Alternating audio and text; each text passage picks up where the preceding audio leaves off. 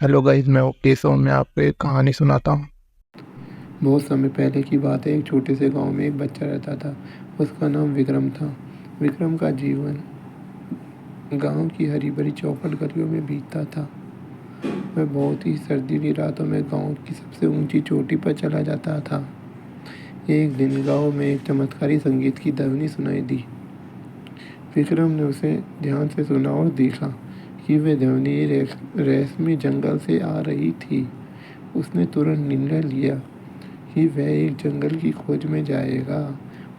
विक्रम ने अपनी सफारी के लिए सबसे अच्छा साथी अपना विश्वसनीय जानवर शेरू को चुना। सफ़र शुरू हो गया। वह गहरे जंगल के अंदर घुसे।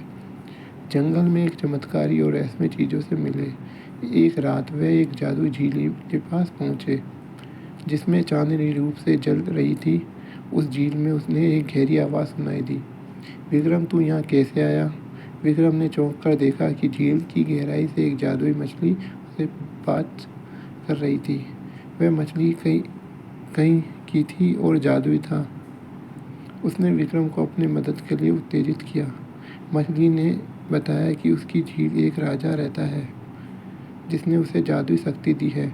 वह राजा बहुत बुरा है और झील की सबसे मछलियों को उसके कठोर नियमों का पालन करना पड़ता है।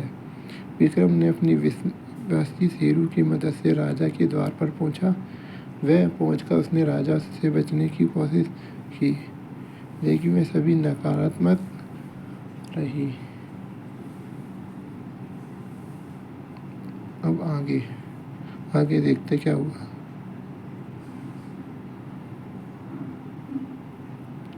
अंत में एक दिन विक्रम ने राजा का अचानक हमला भी अपने पास लिया।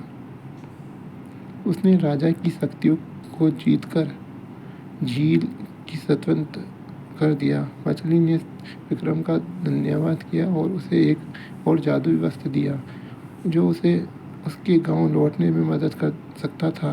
विक्रम ने उस वस्त्र का उपयोग करके अपने गांव लौटकर सबको बहुत खुश किया। उसका जीवन बदल गया था, लेकिन उसकी अनदेखी और वीरता उसे हमेशा याद रहेगी। और इसी खूबसूरत कहानी के साथ विक्रम ने अपने गांव में सुख शांति बीतने का निर्णय किया। उसकी कहानी गांव के